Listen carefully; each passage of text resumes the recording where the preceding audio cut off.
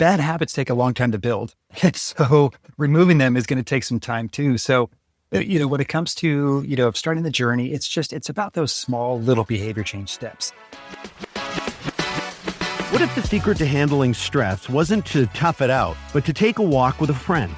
On today's episode, I'm talking to Dr. Eli Puterman, a UBC researcher and counselor who studies the interplay between stress, aging, and exercise, and Tim Kelly, head of fitness experience for Club 16 Trevor Linden Fitness, whose 20-year career has focused on people taking that first step into the gym. We're getting the why from the lab and the how from the real world. This is the Don't Change Much podcast. Gentlemen, I think this whole conversation is going to be about easy changes. The whole name of this is Don't Change Much, and I know that's kind of what you guys are all about. And we're going to break down some of the excuses and show the true power of what Don't Change Much really means. Let's get your backgrounds first. Tim, what drives you as a personal trainer? How did you get into that? Sure. It's funny because I didn't really grow up with a sports background. I discovered fitness later in life. Like so many people who start their journey a little bit later, I was in my mid-20s and, the bad lifestyle and poor diet, you can get away with it when you're younger, but all of a sudden you hit a certain age and it doesn't really work that much for you. So I hit that point where I didn't look good, I didn't feel good, and knew it was time for change. So, going on the top of what we're talking about today was just start small. My little apartment complex gym, I got on the elliptical for 10 minutes, 12 minutes, and 15 minutes, and 20 minutes, and you start getting some results. And once you get that taste of success, you just want more and more and more. So that's just kind of where it all started, was just hitting that point to where I realized I had to do something because I couldn't get away with genetics anymore. Yeah, they'll help us when we're younger with the metabolism and everything, but it all eventually slows down. Eli, you started out as an MD and then you made the move to health psychology. What was that about? So I'm not an MD. Sorry, I have to correct that. Okay, you went into that path and then changed, right? Yes, I did go into that path. I had a family. How I was raised, it was like, become a doctor, make your immigrant parents proud. And over time, I realized that my passion was clinical psychology. And as I evolved into the clinical psychology world, I became really absorbed in the field of health psychology, this field of integrating our psychological states and how it impacts our health through our behaviors, but also all the stress physiology that gets impacted when we're experiencing high stress in our lives. But the passion for me became really in my research area was, so what can we do about it? And it became this investigation that has proceeded over years to really determine how exercise can support people when they're undergoing high stress to reverse the mental and the physical damage that stress has on our body. Okay, I want to get into that in a second. First, back to Tim. You're working with people every day who are taking that first step, that difficult step, that don't change much, 4 minutes on an elliptical or something like that. What's the biggest mental barrier first-time clients have when they come into your gym? Yeah, the biggest mental barrier is that fear of judgment. Walking into any unfamiliar environment can make you self-conscious, but the gym brings it to a whole different level, especially for men. Competition runs deep in our DNA. So the last thing we want is to feel that we're not as strong or as experienced as other guys in the gym. So this fear can block someone from, even joining the gym or asking a staff member for help, or even worse, doing an exercise they're not prepared for and end up getting hurt. What they don't know is that most experienced gym goers are really happy to see new members starting their journey. They remember what it was like at the beginning for them and how much their life has improved since. Nothing makes me happier than seeing, an experienced member offering advice and encouragement to someone new. And something people don't think about is, the guys who are, dropping weights and staring at themselves in the mirror, those are the ones who tend to get more eye rolls than the person who might be brand new in the gym. Right. So what do you see? What's the change that you see over a client who might arrive stressed out? They didn't really want to do an appointment, but it was in the calendar. So they've gone. And then 35, 45 minutes later, what's the change that you see in people through just that bit of exercise? Yeah. And that's the beautiful thing. One of the main reasons people will hire a trainer or, a fitness coach is for accountability, because we all have those days, we're tired from work and last thing is like, you had a rough day. You're like, oh, no, I got to go to the gym. But, you have the appointment, it's scheduled, you don't want to let your trainer down, you paid for it. So when you get there, you get warmed up and then you start, getting those little dopamine hits, like getting out of your work day, out of your stress day. You're changing into, you're doing something good for you. You're getting a good sweat. You're getting endorphins going. And like you said, 35, 40 minutes in, it's like you forget all about how you were going to skip today. And you just start really feeling good and just feeling good about yourself because you got over that mental barrier of saying, I'm just going to skip it. And you showed up. And so the physical part is great. But the mental part from just showing up and accomplishing that goal, goes 10 times over the actual physical response. Okay, so Eli, science us on what he just said, because this is something that you've studied about how cells are affected by stress and how we can repair them by exercise. When I'm stressed out, I have a whole physiological response. Our sympathetic nervous system is activated. Our cortisol is released. We have all these physiological chemicals that are released throughout our whole body that make us sluggish over time, fatigued. It really wears down our mental health and wears down our physical health and wears down our organ. And, when I'm stressed out and I eat unhealthy foods, I end up putting fat in different areas of the body than if I'm not stressed out and I eat unhealthy food. So there's so much that happens physiologically when we are stressed out.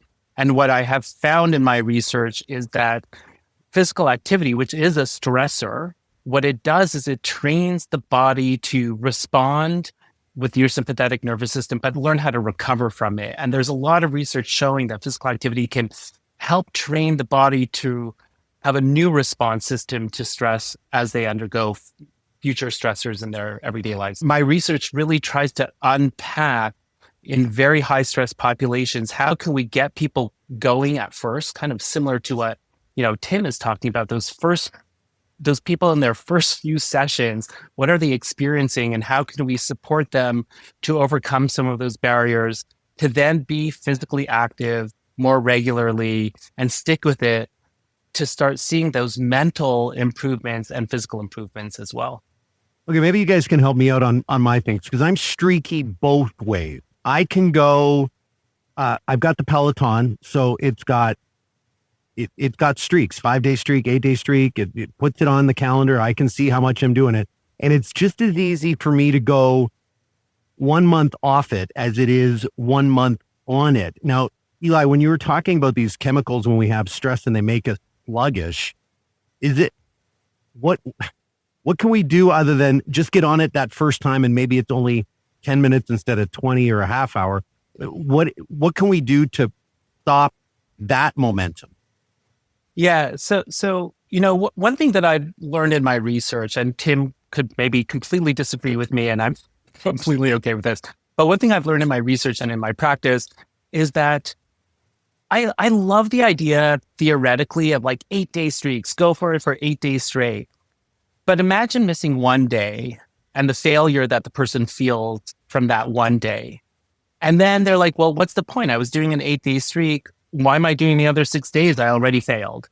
And I think that it's really important to have very realistic goals, to set them in a healthy way where it's not all of a sudden after not exercising for 10 years to think that you're going to be in the gym 6 days a week. There's a 1 out of every 100 people who's like, can do that. But most people need to start slowly, need to have small changes. Like you're saying, don't change much. Tim, you talk about movement and exercise, and maybe that's where we can go. And I break my streak on the bike, but I go for a longer walk with my dog in a forest. It's fall. It's beautiful. We want to be outside with the changing colors. So what's the difference between movement and exercise for you? Yeah. And I always subscribe to the something is better than nothing mentality. Even somebody who exercises daily, life gets busy. I've got kids and work and things, and it just might happen. I just can't work out that day. And, so I can't get to the gym for a 90-minute workout or a 60-minute Peloton ride, whatever it is. But how about I just take a 5 or 10-minute walk after dinner? I'm still doing something physically active. I still feel like I did something, but it's not that all or nothing mentality because like Dr. Eli said, you can really let yourself down. People are a little too hard on themselves. It's like, well, I missed this workout. I missed 2 days or 3 days. I'm just done. And that's the roadblock that a lot of people hit. So you really have to be kind to yourself and realize that it's not just, you don't have to do a 90-minute back-breaking workout. If you just do something physical, you're going to get those benefits. Trevor Linden did a series for the Canadian Men's Health Foundation about the 10-minute exercises and how it's just that little bit of movement that can get you going. And I guess, again, right? Something's better than nothing. Yeah. Yeah. And that's, they said, we were raised a lot on, no pain, no gain, and, go hard or go home. And so, a lot of people think it's like, well, if I can't do this this full on workout, this full on ride, whatever it is, I've failed. And it's just not like that. Said 5 minutes, 10 minutes, a walk after dinner, some stretches, whatever it is, just something physical, and you're going to get some of those benefits. Okay. So you've talked about low intensity, and one of the articles you wrote for the website is low intensity counting for heart rate. So many of us have smartwatches that can measure our heart rate. So what's the calculation for a low intensity workout for your heart rate? Yeah. And you hear so much today about zone 2 training. It's kind of a buzzword, but it's actually pretty important. It just means, you're doing something physical, your heart rate's elevated.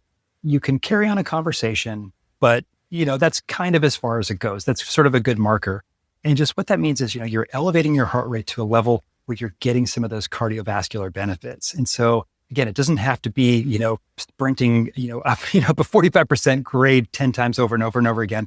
It's just getting your heart rate elevated enough to where you're starting to just get a little bit tired. And that's the sweet spot right there. There's so many benefits that just come from that long sustained zone 2 exercise. And again, there's a million benefits on different types. And yes, zone 4 or 5, it's like, but if you're just trying to stay consistent, just that nice zone 2, not going to burn you out. It's going to give you lots of benefits. And the biggest thing is it's sustainable. You can do it without, is it being overly sore or a big part out of your day. Just nice and easy. Get that thing up where just a little bit higher than it normally would be. The calculation that I saw was 220 minus your age, and then like 53% of that is zone 2.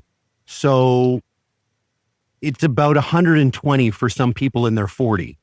So when I was watching the Ryder Cup, the guys had their Whoop heart rate monitors on, and Justin Thomas sitting on the first tee as he's getting announced about to play in the final round. His heart rate was 120. So if you can get it to nervous standing on the first tee at the Ryder Cup, then that's a good heart rate level, right? Exactly. I mean, if I hit 120 just sitting in the sauna, I'm like, I won. There you go. Eli, what do you have as the distinction between movement and exercise as being so important for men who might feel the gym isn't for them? People could discover the ways that they like moving their bodies.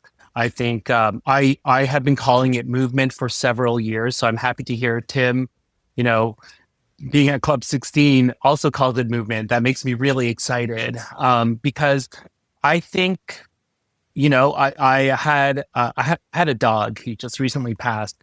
We had to put him down, but he ran into my knee 3 years ago and shattered my knee. He was 100 pounds. Oh my. And it was 2.5 years where I couldn't work out. I couldn't exercise, but I did my daily walks, and I made sure to go for walks around the seawall because I live at Main and Terminal, so it's easy for me to access it.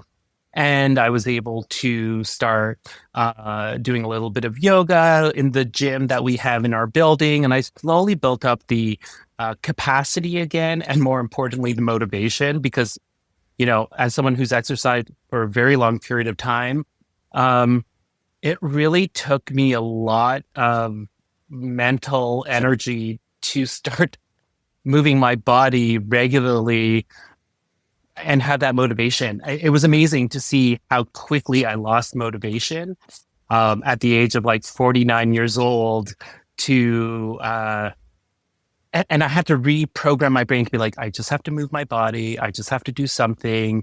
I might not be able to do the runs anymore. I might not be able to do the kind of exercise that I'm so used to, but moving my body and using that configuration in my brain helped me surpass my own difficulties in reigniting my capacity or my motivation to exercise. You had, did you have an issue about going to gyms? Did you find them intimidating? I I've always found men's spaces intimidating. I am a gay man.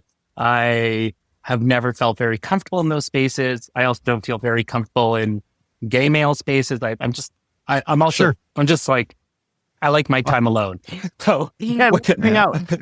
and so I've always been uncomfortable in these like larger spaces where fitness and movement was like, and showing off your body is important. And I think it's when I lived in San Francisco for my postdoc and I went to the gym across the street and it was mostly elderly people. And that's when I became very comfortable with using equipment in front of other people. And I really fell in love with it. I fell in love with running on treadmills. And also in San Francisco, there were hills and it's always nice weather. Yeah. I was outside doing long 10 to 15 mile runs. And the gym is something I got really passionate about. And part of it was I shifted in my head from it's about my body size and my looks of my body to my mental health and my physical health. It became like no longer about looking good, even though I was looking good because I was working out a lot. It became less about that and more about, this is about sustaining into my 80s so that the amount of time I have before I die with disease is shorter. There's one of the books that I'm reading by Dr. Howard Lux. It's called Longevity. Yeah. And he doesn't talk about a lifespan. He talks about a health span. My father-in-law lived until his mid-80s, but the last 4 years after he had an accident were bedridden and he wasn't doing very much. So mid-80s for his lifespan, his health span was his late 70s, right? So we want to be able to be healthier longer. So as our lifespan increase, we can be active and actually enjoy it, right? Yeah. And that's exactly what I talk about in my first lecture of my undergrad class. Differentiates between health span and lifespan. So I love that you're using that. Yeah. Okay, what do you see at Club 16, Tim, about these intimidating spaces that Eli was talking about? How do you make it welcoming for people? Is it a bunch of seniors working out in the front windows? Yeah, and that's the nice thing. That's the nice thing about where we have the low price, high value business model.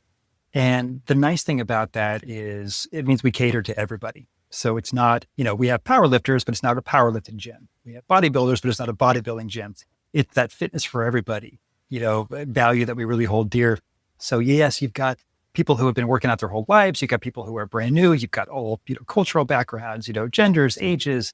Every club has a separate She's Fit section. So if you are a female and you want to be in the female only section, there's a space for you too. So it's just fitness for everybody. And that's something that even during the interview process, because I had come from working in different commercial gyms, different backgrounds. And I thought, all these commercial gyms are all kind of the same.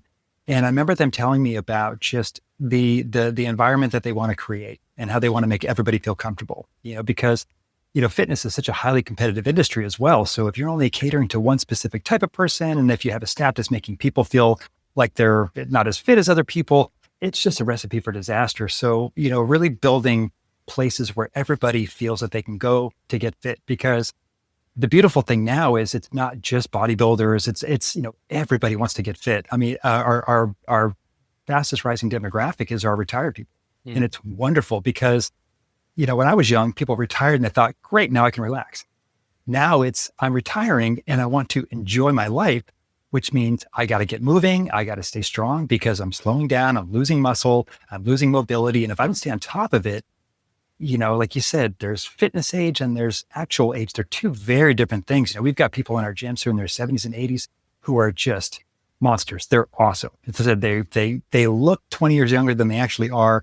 And it's because they've really put the time in to keeping themselves fit and keeping themselves strong. One of my favorite members out in our Coquitlam Club, he talked about his bucket list holiday was going to the Yukon, dipping his toes in the Arctic, doing this whole thing.